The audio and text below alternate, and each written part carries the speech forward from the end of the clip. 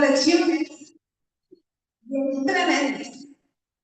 Solamente el que el pez se lo tragó y lo metió al profundo mañana.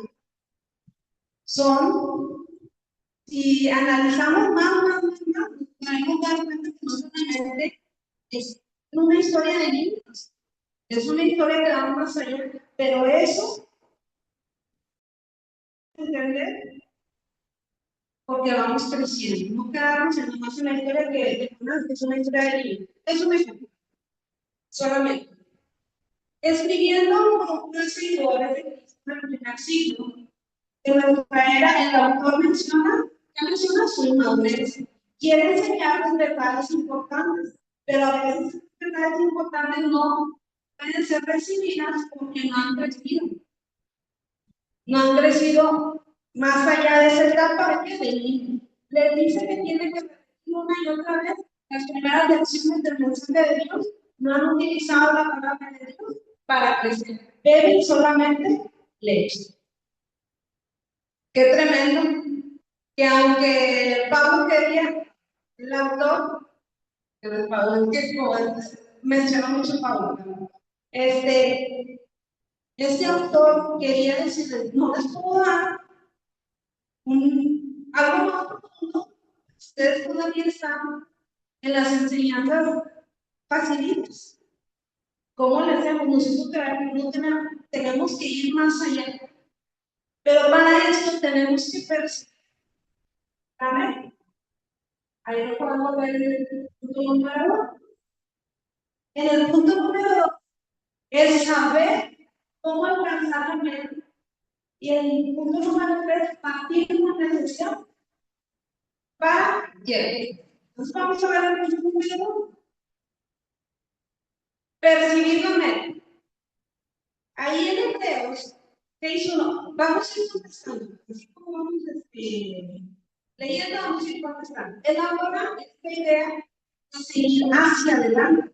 Y dice así: por tanto, cuando ya los rudimentos de la doctrina, vamos delante de la perfección, luchando por ver el fundamento del arrepentimiento de obras muertas de la fe. Quiero que se vayan eso. Eso lo vamos a decir ahorita. La palabra de la versión Reina Valera, versión 1960, traduce perfección. En el idioma original se significa la plena o una madura de la razón. Lo que significa. Ya notamos arriba lo que es el versículo, ¿verdad? Entonces vamos a responder la primera pregunta. Lea Hebreos, ya lo dijimos, llene los espacios en blanco de la siguiente ocasión con las palabras de Pablo. Ahí lo tiene usted el versículo. Ya no tiene que revisar su Biblia. Si ya, genial. Si no, vamos a contestarlo.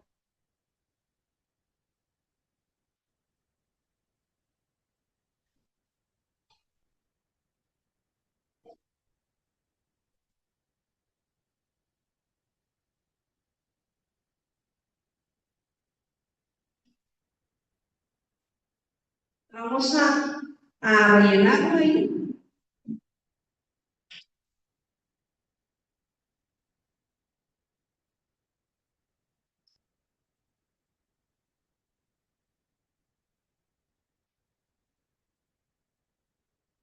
En la misma parte de arriba.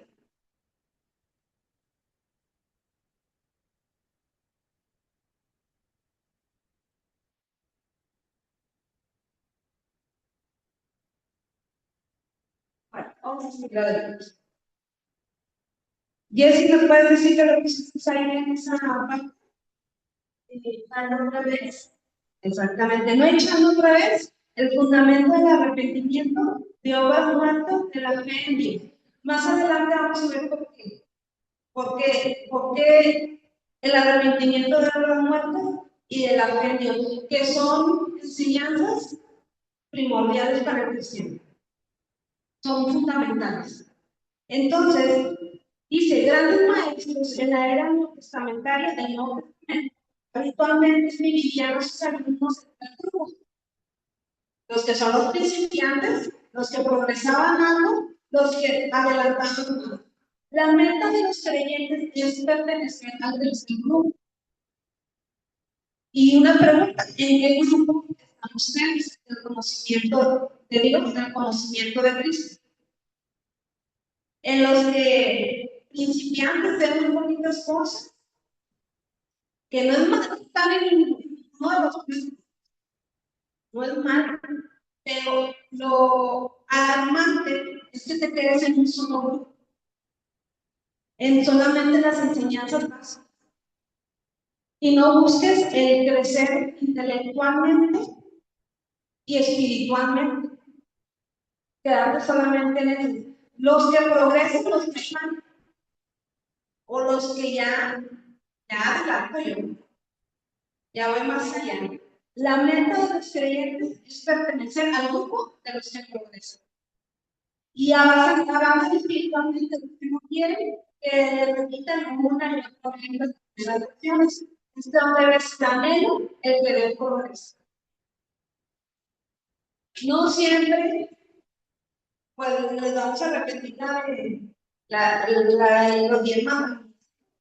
Es bueno, pero hay que ir más allá, profundizar un poquito más. El número 2 es saber cómo alcanzar la meta. ¿Cómo le voy a hacer para alcanzar esa meta de tener un poquito más de conocimiento de la palabra de Dios? Recibir la meta, ¿cuál es la meta? Conocer a Dios, conocer un poco más. Entonces, ¿cómo alcanzar esa meta? Dice ahí en Hebreos 6, 1 al 3, y lo podemos ver aquí adelante, vamos adelante, y esto haremos si en verdad Dios lo permite, escribe el autor. No es nuestro propio esfuerzo, no es nuestro propio esfuerzo, es que Dios nos va a ayudar y nos está dando herramientas para poder alcanzar ese conocimiento. Estamos solos. No estamos solos para alcanzar aquello por el cual Dios nos llamó. También nos dice ahí la palabra, cuando se vamos adelante, proviene del vocablo griego, pero significa llevar o cargar. En Hebreos 6.1 estamos, es pasiva y significa que hemos llevados a una madura enseñanza. Déjese llevar por lo que dice la palabra de Dios y por las enseñanzas que vienen por el mismo Dios. No ponga resistencia a que no, es que no puedo hacer, no podemos. Hay otras enseñanzas en él. En primer lugar, ir hacia adelante no se ejecuta solamente con el esfuerzo personal. El desarrollo espiritual se logra bajo el poder activo del Espíritu Santo. Acuérdense, no estamos solos. El Espíritu Santo está con nosotros para poder ayudarnos a saber, a comprender todo aquello que es la palabra de Dios. A veces hay versículos que decimos, Señor, no sé, aún en nuestra vida diaria, en cómo nos movemos, tampoco sabemos cómo actuar, pero el Espíritu Santo está ahí para poder enseñar. Por eso tenemos que llevar por el Espíritu Santo. Según Hebreos 13:21, vamos a buscar ahí. Vamos a buscar, por favor, Hebreos 13:21, vamos a dar una rápida porque si es un poquito extenso este tema. Según Hebreos 13:21, aquí viene una pelea bien fuerte, por favor.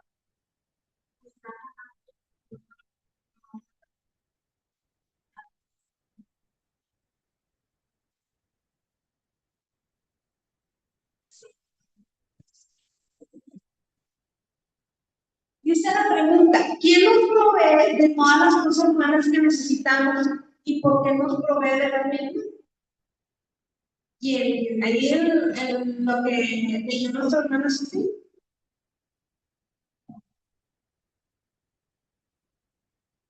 Y lo pueden leer otra vez, un poquito más.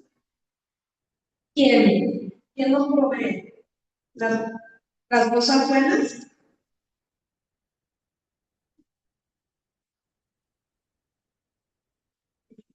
Felices. Dice el Dios de paz que resucitó de los muertos en nuestro Señor Jesucristo, el gran pastor de las ovejas, por la sangre del pacto eterno, os haga aptos en toda obra buena para que hagáis su voluntad, haciendo Él en vosotros lo que es agradable delante de Él por Jesucristo, al cual sea la gloria por los siglos. ¿Quién y por qué? Ahí lo dice, ¿quién? Lo dice en el primer párrafo. El Dios de paz. Exactamente, el Dios de paz. ¿Para qué? Para hacernos santos en toda obra. Exactamente. Entonces, ¿para qué? Para hacer su fe apto y para hacer su voluntad. Exactamente. El Dios de paz para hacer su voluntad. Es fácil pero estamos contestando. En este pasaje también explica una de las razones importantes de ir hacia adelante.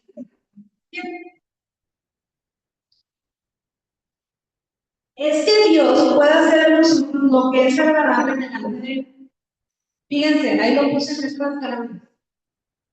La meta es nuestro crecimiento espiritual y la gloria, el propósito de Dios. Si nosotros crecemos, Dios se glorifica.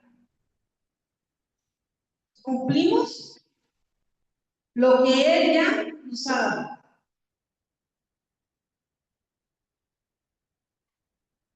Dice ahí también, la segunda cosa que debemos aprender de la palabra pero, acuérdense, en Hebreos 6.1 es que este verbo entiende ser forma de una acción continua, ser llevado por la activa influencia del Espíritu Santo, es una acción continuada, no ocurre como resultado de una sola crisis. El crecimiento espiritual en Jesucristo no se produce en nosotros conozcamos este hecho, la meta de esta acción del Espíritu Santo es el crecimiento espiritual rumbo a la plena madurez. No querramos correr cuando todavía no sabemos. Todo es un proceso. Todo es un proceso, pero tampoco nos podemos quedar estancados. Es un proceso en el que vamos a ir creciendo, igualmente como Jesucristo. Lo menciona ahí en lecciones anteriores, que él crecía físico, mental, espiritual y social. Es lo que vamos a los exploradores. Entonces, nosotros no tenemos que, señores, que no, yo quisiera tener, por ejemplo, a mí me gusta mucho ver un predicador que sabe bastante, ay, no, pero está bastante, ya quiero llegar mañana a aprenderme todo, pero no sé, que tiene muchos años, y yo todavía, ella tiene los 20 años, y yo apenas voy en la mitad. Entonces, para todo un proceso de ir aprendiendo.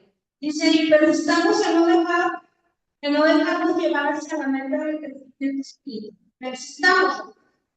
Sigamos, adelante, vamos, se puede. Adelante, yo creo que cuando decía ahí en el se la vamos adelante, le echamos ya a los adelante, sigamos. Y persistamos y crezcamos, no nos quedemos, crezcamos. Aunque no se nos pegue nada, como ahorita me decía la hermana Jessie, el Espíritu Santo no nos recuerda. Aunque no nos aprendamos, pero ahí está nuestra ayuda. Partir de una necesidad para llegar. Necesitamos saber cuál es, valga la redundancia, cuál es la necesidad para llegar. Identificar las cosas que el creyente debe asegurarse su vida antes de abandonarnos para ir en pos del desarrollo espiritual. Aquí les trato una imagen. A ver, ¿qué vemos ahí? También el cerebro lo pueden ver.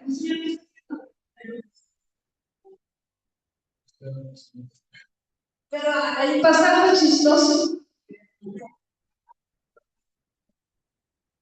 No pueden comentar muy amable. ¿Qué es lo que tenemos para moverse a la hora esa madre y dejarlo dormir, ¿verdad? Entonces, sí, pues le digo, esta yo parece cómica porque cómo lo va a hacer para ciertos manchos, amarrado el bote, va a ser, ¿verdad? Pensamos que nadie sería tan necio como para actuar de esa manera, ¿no? Sin embargo, en la vida cristiana suele ocurrir. Todo creyente sabe perfectamente bien que debe avanzar hacia una plenitud de la madurez cristiana. La meta de su vida es alcanzar la plena estatura de quién? De Jesucristo. A él le está afortunado. Él está como Jesucristo. La estatura, lo mío no había dicho, así es como Jesucristo. No. Así es de Jesucristo. No.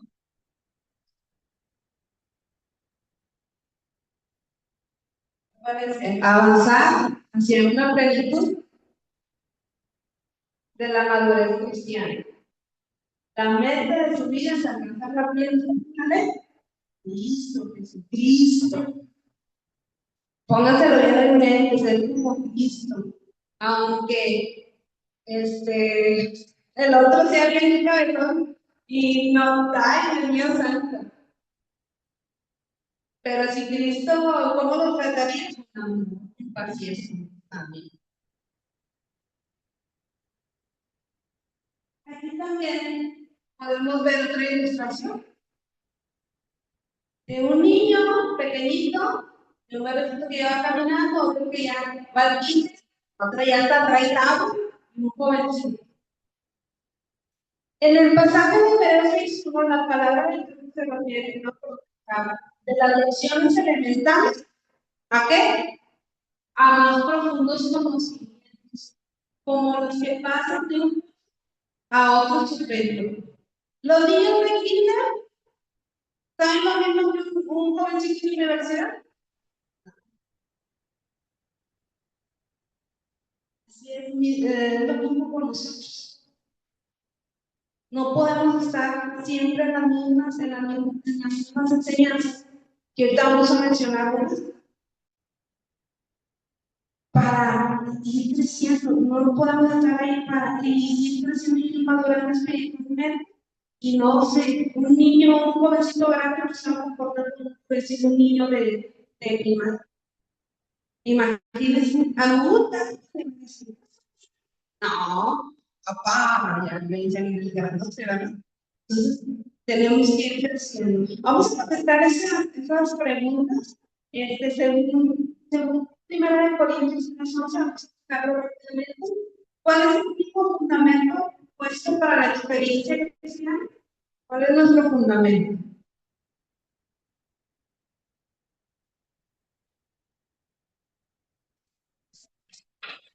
Vamos a contestar las dos preguntas, esas dos preguntas, y en Hebreos 6:1, las cosas que el creyente debe dejar atrás toman el nombre de doctrina de Cristo. ¿Ok?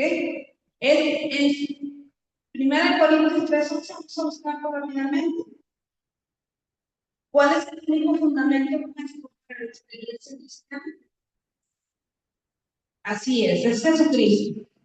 No es otra más, no es otra enseñanza más. Todas las enseñanzas que podemos ver durante el largo de nuestro cristianismo, desde nuestra conversión hasta que nos muramos, es sobre Jesucristo. No hay otra más.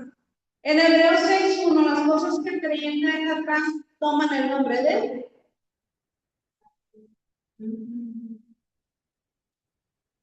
Ahí vamos a ver 6.1.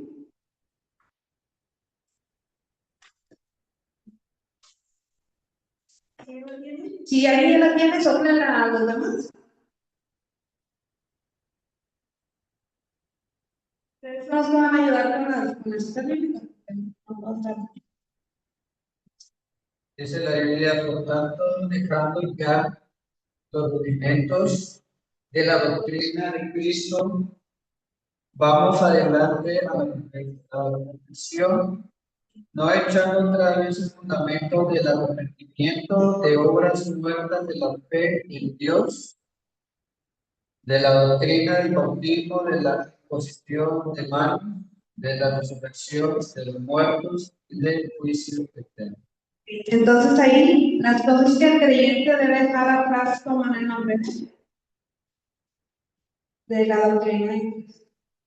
Y no que nos olvidemos de ella, de las enseñanzas básicas, sino que necesitamos aún profundizar más en esas enseñanzas, en empezar en vamos a ver cuáles son esas enseñanzas, de embasamiento, esas palabras son que vienen porque hay muchas palabras de aquellas yo dije, no, para aprender nuevas palabras, embasamiento, una estructura inferior donde está una construcción, un fundamento, vamos a cambiarle fundamento, 6 piedras en nuestro fundamento.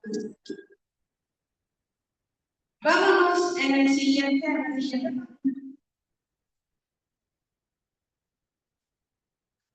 Estos fundamentos, estos son considerados los rudimentos en otras versiones, traducciones, las primeras palabras respecto de Cristo, o las primeras enseñanzas. Eso es lo que son los rudimentos, las enseñanzas sobre Cristo. Porque rudimentos también es una palabrita medio rarita, ¿no? Entonces vamos a ponerle sobre las enseñanzas de Cristo.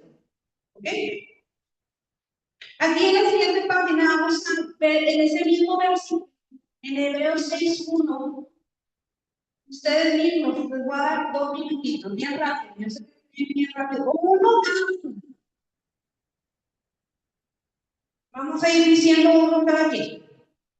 ¿Ok? El alumno lea cuidadosamente Hebreos 6.1 y 2 y lo escribirá una lista de las 6 piedras de este fundamento doctrinal.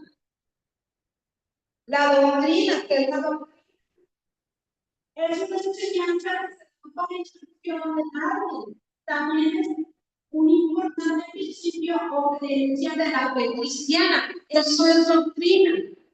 Es una enseñanza. Entonces, ¿qué enseñanzas mencionan ahí en Hebreos 6.1 a 2? Son 6. La doctrina del bautismo, Ahí ya uno. De Cristo. Arrepentimiento. de la resurrección de los muertos, Exactamente. Así es. del juicio eterno. Falta uno. Exactamente, muy bien. Ya están todos.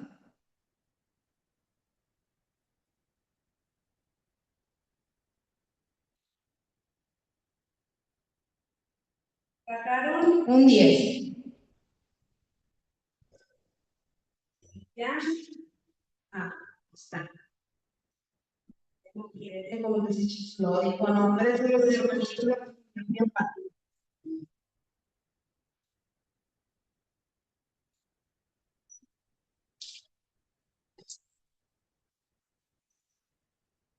Ok, hagamos el repaso. Arrepentimiento de obras muertas. Perdió bautismos. Ahí dice bautismo, ya no me acordaba de los bautismos. Y la imposición de manos, resurrección del eterno. Esos son 6 piedras de nuestro fundamento. Es lo esencial que tenemos que que saber como cristianos. Si no te sabías esto, pues apresúrate, porque si ya tienes 10 años en el evangelio y no sabías esto, alerta, alerta, tenemos que saber en qué creemos. Ahorita le estaba tomando ya fotos en los 16 puntos doctrinales que Asamblea de Dios tiene. De estos fundamentos surgen todos esos. Los 16, aquí son 8. Y de esos 8, todos aquellos que están parte de los años, también lo toman y lo ven, bueno, qué enseñanzas son, qué doctrinas son. Imagínense, no sabemos responder a una persona. No, quién sabe la salvación, no me queda la salvación y por qué necesito ser salvo y por qué tengo que arrepentir si yo no he hecho nada malo. Ahí necesitamos ejercer la madurez espiritual para poder decir a esas personas. Cuando ya leímos Hebreos, y también uno de los propósitos es saber qué es un catecismo. ¿La han escuchado esa palabra? ¿En dónde la han escuchado? En la Iglesia Católica. Aquí en Brasil. Bueno, entonces, nosotros también usamos esa palabra. Yo cuando vi un libro de Asamblea de Dios, catecismo infantil, ay, hasta le tapé la Iglesia Católica, pero no, ¿qué es catecismo?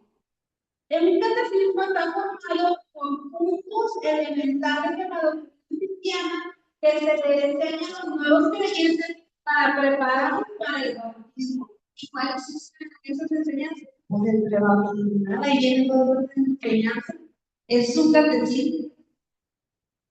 Ahí para que lo subrayes. Si alguna vez lo mencionan, pues no son las enseñanzas. A que no se alboroten de que de repente lo vean o alguien lo diga, ¿verdad? Porque yo sí cuando vi ese libro de asamblea, yo dije, ¿cómo? ¿Cómo lo va a dar? No, pero si bien todas las enseñanzas fundamentales que el cristiano tiene que saber, que el nuevo cristiano tiene que saber, nosotros se supone que ya no lo sabemos. Y estos fundamentos se dividen en 3 grupos, ahí podemos ver. ¿Me ayudan a ver pues, en qué grupos se divide por favor? El segundo grupo, el tercer grupo. Muy bien. Vamos a ir, es que ahorita, pero vamos a ir de bloco viendo cada punto. Me voy a ir así, muy muy por encimita. Ustedes pueden igual preguntar, uno les puede ayudar si no saben algo, pero me voy muy por encimita porque sí hay mucho contenido de esto. El primero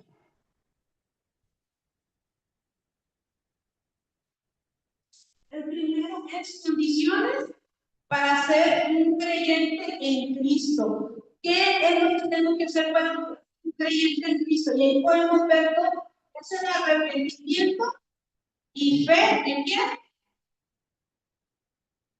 En Dios. Muy bien. El arrepentimiento. Aquí vamos a salir bien ilustrados en el libro. ¿Qué es la palabra? Metanoia.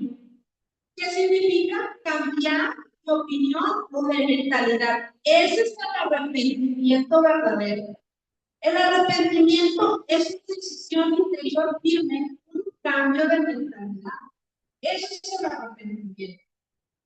Podemos ver que en el Antiguo Testamento tiene un significado de dar vuelta o volver atrás. Énfasis en una acción exterior, en lo que uno hace por fuera. Pero el Testamento pone énfasis en una decisión interior. Vamos a hacer uno de los ejercicios que es Vamos a leer Lucas 15 del 11 al 32 versículos. Entonces, nada más nos vamos a buscar en el versículo 18. Lucas 15, 18. Esa historia yo creo que todos se la saben, o la mayoría de nosotros se la saben. Que es la historia, ahí lo pueden ver en que es la historia del hijo pródigo. Que el hijo hizo su dinero, su herencia, dijo, dame papel, lo gastó, lo malgastó, y ya no tenía ni que comer hasta comida de los puercos. Dijo, ¿qué estoy haciendo aquí? Reflexionó. Y entonces decidió, tomó una decisión. Y esa decisión, ahí ustedes me la van a escribir. En el versículo 18, si alguien me lo puede leer bien fuerte, me levantaré bien tarde, bien. ¿Qué decisión tomó ahí el hijo pródigo?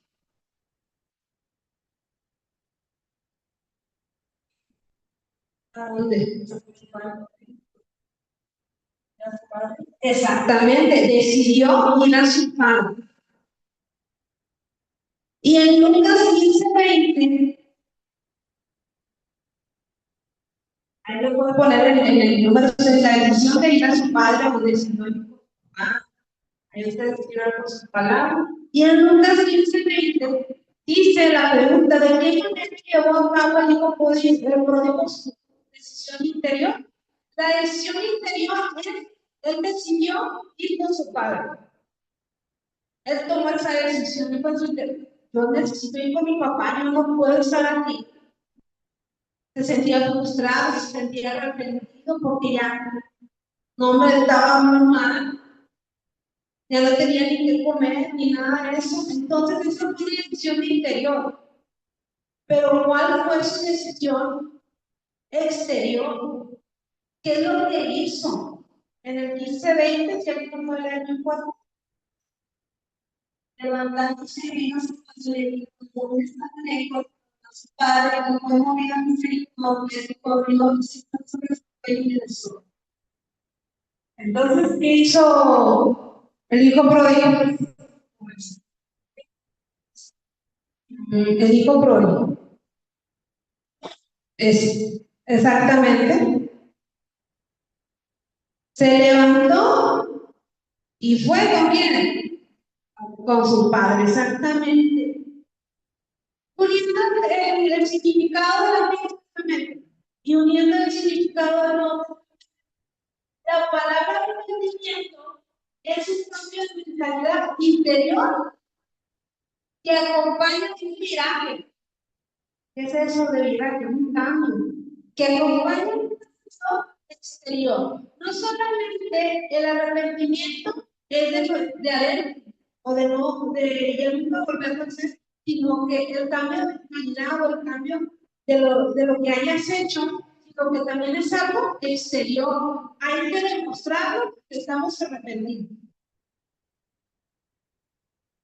Y ahí puse letras negritas.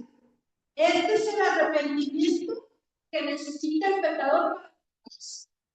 No solamente es decir, ay Señor, lo siento, ya de mis pecados, pero sigo pecando. En lo que yo hago, sigo ofendiendo a Dios. Ese no es arrepentimiento. Todo pecado debe de cambiar en dos sentidos. Debe de cambiar de mentalidad y debe cambiar de dirección. Debe de volverse a sus pecados y dirigirse hacia quién? Hacia Dios, exactamente. Me arrepiento y ya no lo vuelvo a hacer. Ahora solamente voy a dirigir mi mirada, voy a dirigirme hacia Dios. Fíjense que hay un arrepentimiento que menciona aquí, que es el arrepentimiento de Judas, que ya estaba, ya estaban arrestando a Jesús. Y ahora que Ay, pobre Jesús, no me arrepiento, yo. Pero aquí la palabra que se usa, no es la misma palabra que hemos visto anteriormente. La palabra arrepentimiento que tuvo Judas es solamente de lamentarse y ponerse triste. El arrepentimiento no solamente es ponerse triste. Ay, Señor, sí, Señor. Mentí, robé, adulteré. No, ay, no, me siento triste. No, va más allá. Porque Judas se lamentó solamente y se puso triste. Ni le fue ni le pidió perdón a Jesús. ¿Qué es lo que hizo? En vez de irse a pedir perdón, a arrepentirse verdaderamente, entonces este no fue un arrepentimiento continuo. Juan el Bautista fue enviado para preparar el camino ante la llegada de Cristo. Predicó el bautismo especial de Marcos 1:4 y les decía a la gente que hicieran respecto a sus pecados. Ahí en Marcos 1:4.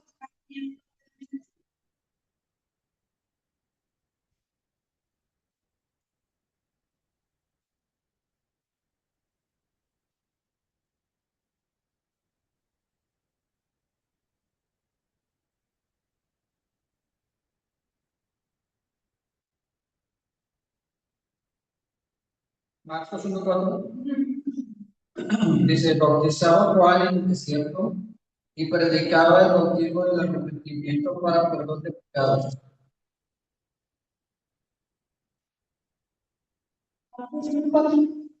Marcos 1:4.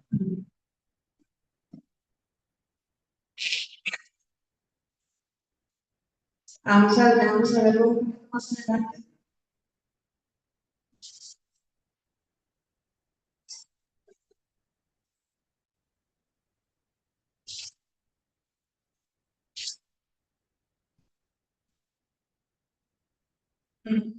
Sí.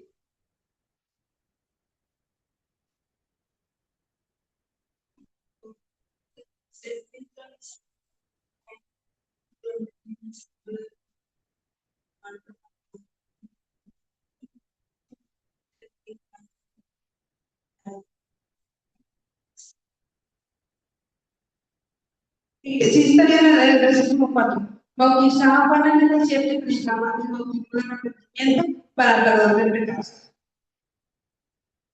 De esos tres, dice, ¿qué les decía a la gente que hiciera respecto de sus pecados? Yo creo que está un poquito más adelante o a su casita.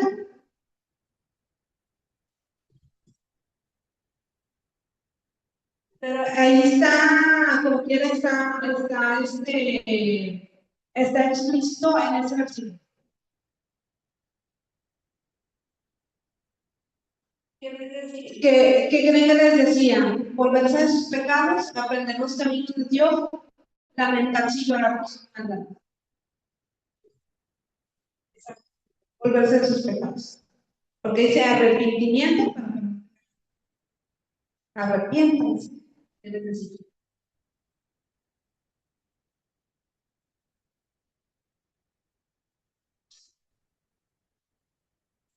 dice, en todo Nuevo Testamento, el arrepentimiento es la primera respuesta necesaria o no para el evangelio.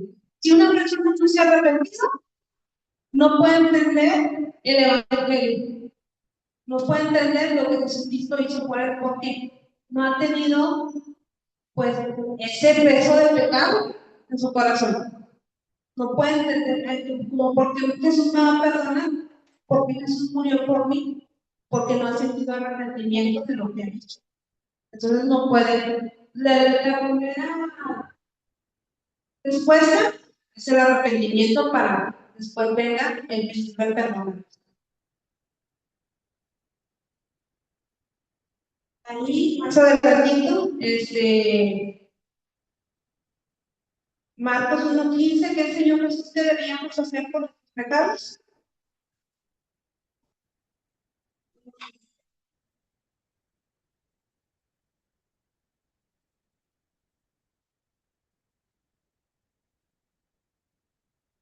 Y aquí lo tiene, lo puede ver bien fuerte. Pero el día de estar cumplido, el reino de Dios está cercano. Dios cree en el ¿Qué enseñó Jesús que debíamos hacer con nuestros pecados? Exactamente, obediencia. Comiendo los alcoholes.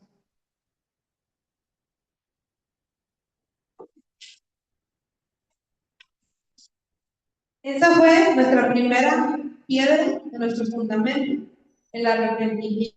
Vamos al segundo.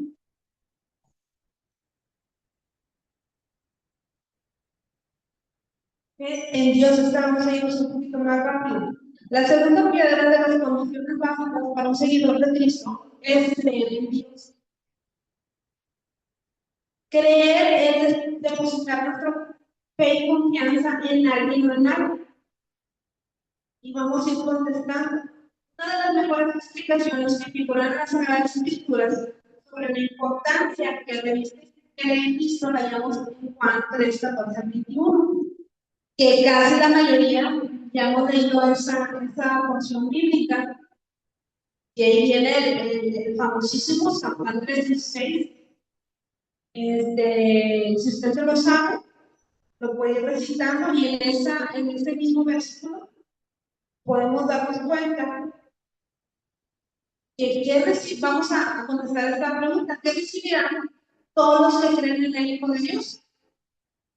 Porque tan hermoso es el mundo que ha dado su Hijo unigénito, para que todo aquel que en él cree no se pierda, tenga vida eterna. ¿Qué les promete? ¿Qué reciben? Exactamente, a los que creen en el Hijo de Dios, en vida eterna. Acuérdense, creer es depositar nuestra fe, confianza en alguien en nada, y ese alguien o algo es Dios, Jesús. Según Juan 3:18, ¿por qué es una persona? Vamos a leerlo bien rápido. Juan 3:18.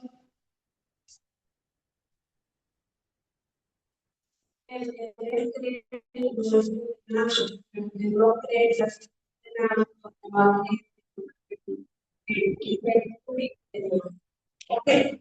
¿Por qué es una persona? Por no creer, exactamente. En el idioma original, la expresión creer en Dios quiere decir ser dirigido hacia. Entonces, nuestra fe es dirigida hacia Dios. Ahí ponemos una lista. ¿Quién quisiera estar aquí? En el ciudadano de Ulmis, ahí menciona la historia de un misionero que no sabía cómo quería transcribir, nos estaba transcribiendo Juan, pero no sabían cómo decirle sobre el Dios. Entonces vino una persona y se sentó en un sillón y él se acomodó. Dice: tengo bien cansado de trabajar. Y significaba depositar todo nuestro peso, depositar mi peso sobre ese sillón, esa palabra. Entonces, nosotros debemos depositar toda nuestra esperanza en quién, en Jesucristo, como nuestro único Salvador. El grupo número 2 son las prácticas en la vida cristiana. ¿Qué es lo que practicamos nosotros como cristianos?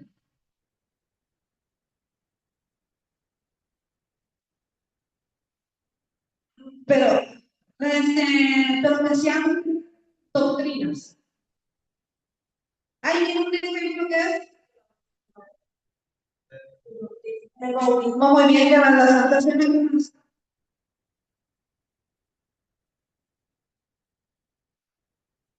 Esta no me la sabía hasta ahorita.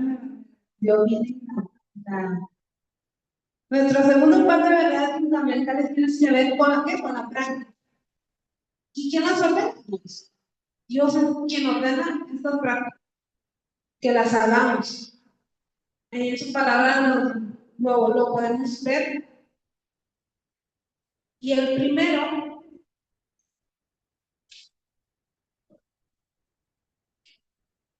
los bautismos. No solamente es uno, son tres que podemos mencionar y podemos ver en la Biblia. Vamos a mencionarlos así. Si alguien tiene una duda, va a acercarse conmigo al final para sacar esa duda. El primer bautismo que mencioné en 1 Corintios 12, 11 al 13 y Gálatas 3, 26 a 28 es el bautismo que te incorpora al cuerpo de Cristo por medio del nuevo nacimiento. Y el bautismo, introducir, sumergir, pero aquí vamos a tomar la palabra introducir. Cuando nosotros aceptamos a Cristo, el Espíritu Santo automáticamente nos introduce al cuerpo de Cristo. Ya somos de la familia de Cristo, ya somos parte de la iglesia. Es el primer bautismo. Y ahí en 1 Corintios 12, 11 a 13, dice la incorporación por el cuerpo de Cristo mediante el nuevo nacimiento. Es el tema de 1 Corintios 12, 11 a 13. Acuérdense que vamos a rápido buscar ahí en su Biblia.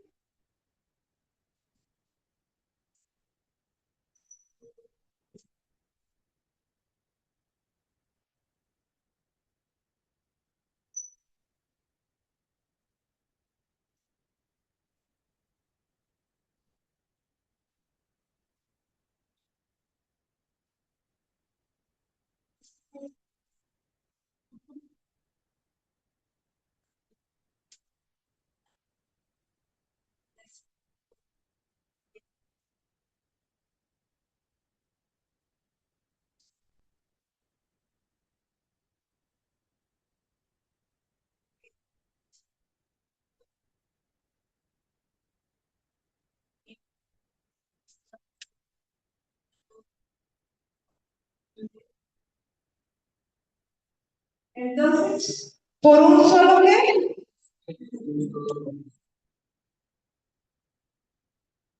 Exactamente. El segundo bautismo es el que conocemos, bautismo por agua, como evidencia externa de la experiencia en Jesucristo. Es la que, para eso tomamos el bautismal. Que ahí en Romanos 6:14 nos narra algo bien interesante. Este bautismo. El nuevo nacimiento es un interior para la persona que ha experimentado los efectos. Esta obra tiene la obligación de existir de una manera crítica, haciéndose bautizar en agua. O sea que cuando nos sumergen, que nos están sepultando. Es un simbolismo. Nos levantan, nos resucitan. Y ya. Entonces, pero es algo físico. El primero bautismo es interior, pero el segundo es exterior. Está diciendo a las demás personas que ya no vivo yo, Cristo vive en mí. ¿Ok? El tercer bautismo es el bautismo del Espíritu Santo. El bautismo del Espíritu Santo lleva el propósito de sacar a Cristo y estimular los dones espirituales y el fruto del Espíritu en nuestra vida, además de evitarlo ver para el servicio de Dios. Y recibiréis poder cuando haya venido sobre vosotros el Espíritu Santo. Es el que nos despierta los dones que traemos ahí cuando haríamos. El que nos da poder para ver. Es el tercer bautismo. ¿Ok? Ahora sí, la imposición de manos. También que eso también es parte de nuestros fundamentos. La imposición de manos es otra práctica que la palabra de Dios considera como verdad. Ahí podemos ver en los versículos que estamos pues diciendo cada vez más. La imposición de manos se utiliza para bendecir a quién, a otros. Según Santiago 5, dice que bendición de recibir un enfermo cuando los ancianos de la iglesia le unguen con aceite y van a poder.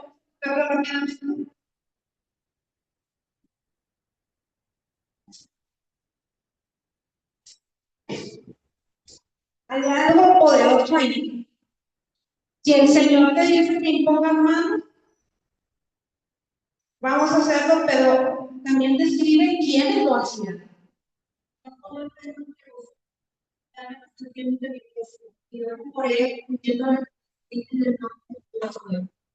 Entonces, ¿qué bendición recibe el enfermo cuando los ancianos de la iglesia le escuchaban por él? ¿Qué sucede?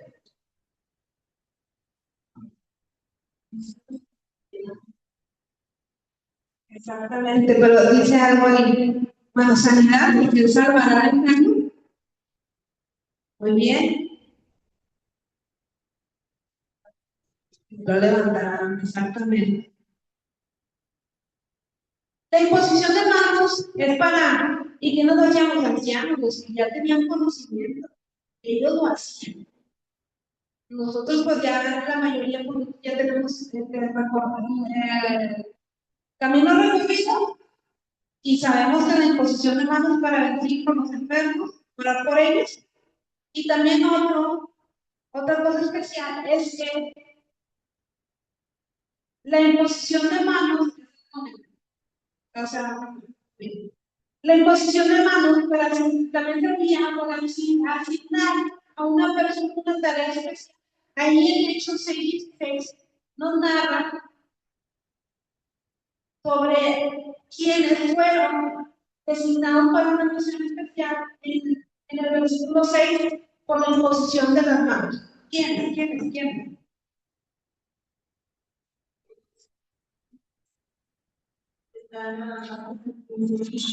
Entonces, ya me dijeron. Es el. No lo conseguí. Si está 6. 6.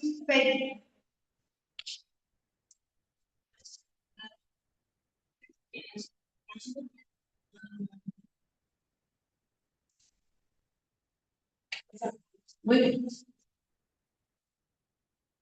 Ahora seguimos al siguiente. En Hechos 1:3, ¿quién pidió que 2 hombres fueran separados para un ser especial? Vámonos ahí en Hechos 1:3.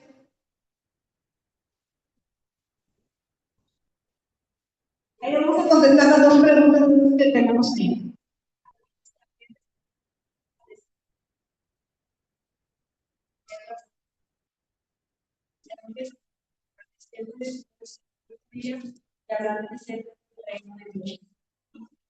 Hechos, ¿no quiere decir?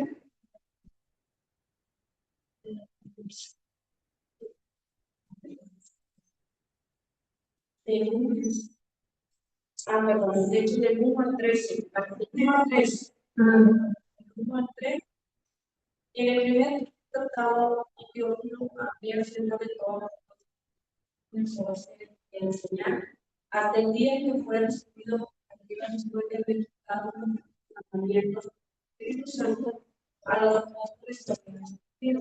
La también del feo para escribir lo mismo de los campos, apareciéndoles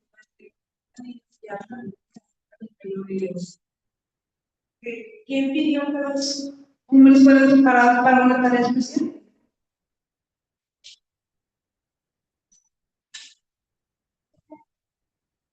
Espíritu Santo, muy bien. Y allí en esa misma historia, ¿quiénes fueron pedidos por el Espíritu Santo? La supervisor.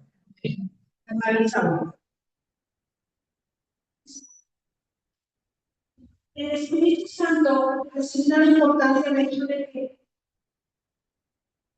tenemos un conocimiento básico de qué? De la imposición de manos. Esas ordenanzas, que es el bautismo y la imposición de manos. Tenemos que tomarlas mucho en cuenta y saber lo importante que son. Porque la imposición de manos es como que, ay, voy y pongo mi mano y nada, no, no, no, debemos de saber que es una ordenanza de Dios y el por qué lo hacemos. Aspectos del futuro. Ya, este es lo último ya, ¿no? Que es resurrección de los muertos y el juicio eterno. Y estos dos, este grupo este grupo que es de aspectos del futuro,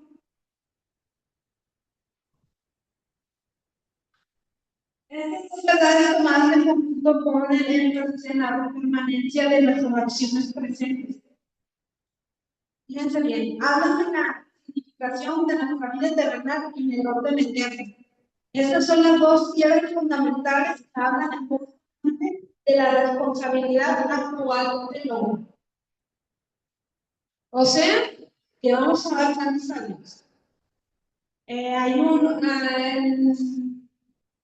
en la reencarnación, los que creen en la reencarnación, si tú les preguntas con esto, no te creen, porque como no van a morir, porque voy a darles cuentas a Dios. Y resurrección de los muertos, a unos van a resucitar para vida eterna o para condenación eterna. Todos los seres humanos lo vamos a hacer. Y nosotros, con estos dos aspectos, damos a entender nuestra responsabilidad del hombre que tenemos para con Dios. Resurrección de los muertos. En esta, una enseñanza que impone al hombre una responsabilidad. El hombre preferiría saber que habrá una resurrección. Sin embargo, lo más profundo del espíritu del hombre existe la esperanza. Para los que son creyentes, saben que hay una esperanza viva, que es el resucitar. Que si morimos, no solamente nos vamos a quedar ahí, sino que vamos a de muerte a vida. Para nosotros tenemos una particular importancia a la resurrección de Jesucristo. En 1 Corintios 15, desde 12 a 28, es una sección de la Sagrada Escritura que nos muestra la relación de nuestra resurrección con la de Cristo. Y ahí menciona que Cristo no resucitó en vano, es nuestra predicación, es lo que decimos. Entonces, si Cristo resucitó, nosotros también resucitaremos. Tenemos esa esperanza de resurrección. Y vámonos al juicio eterno. Ya para terminar, ahora sí. El hombre deberá enfrentar el proceso judicial de Dios. Será el juicio de Dios por medio de Jesucristo. La Sagrada Escritura registra no menos de 7 juicios específicos. Los anotamos a continuación. Y ustedes pueden ver ahí en un juicio. A ver, ya hubo uno que fue el de Jesucristo en la cruz. Ya ahí ya Dios lo sentenció a Jesucristo, por eso fue muerto.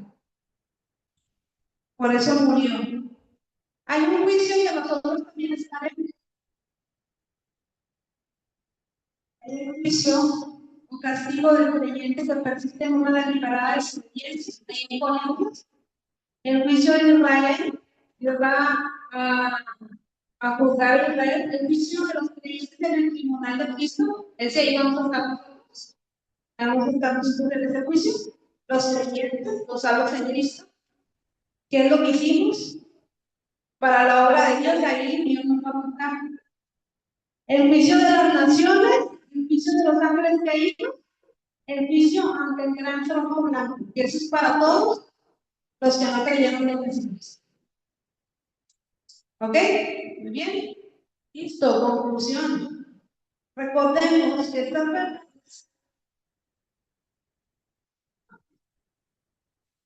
que hemos estudiado brevemente constituyen el fundamento de la experiencia cristiana. Sin embargo, el creyente debe centrarse en la fortaleza y resistencia del crecimiento. No podemos edificar hacia arriba sin estar seguro de lo de abajo, es decir, los fundamentos. Pero una vez asegurados de su bondad, debemos abandonar los cimientos y dedicarnos al resto del edificio. Bueno, esos son fundamentos, no debemos de quedarnos ahí. Una casa, imagínense que este lugar nomás hubiera quedado fundamentos y que le eches al fundamento y que se echa a perder y lo que echa su cabeza, hacer el cemento, lo que se le haga a ese fundamento. Imagínense si no hubieran edificado hacia arriba, ¿qué hubiera pasado? No estuviéramos aquí disfrutando de un techo, disfrutando de un lugar donde poder venir a estudiar la palabra de Dios. Entonces, yo les animo que sigamos adelante. Esas son enseñanzas básicas. Si no las sabías, pues hay que apurarnos a saber, a estudiar. No necesitamos ser jovencitos para estudiar. Bueno, la mayoría soy grande también. Tengo 34 años. No necesito tener 15 años para poder estudiar. Entonces, sigamos estudiando y sigamos aprovechando estos cursos para poder seguir creciendo y ser como Cristo. ¿Okay? Eso sería todo. Quiero que. Ah, no, ya no aparece.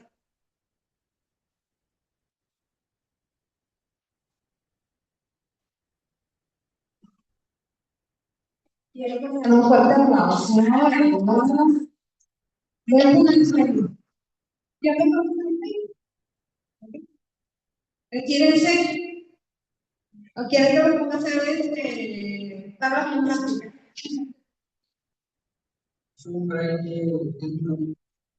Ahorita vamos para otro tema bien drástico.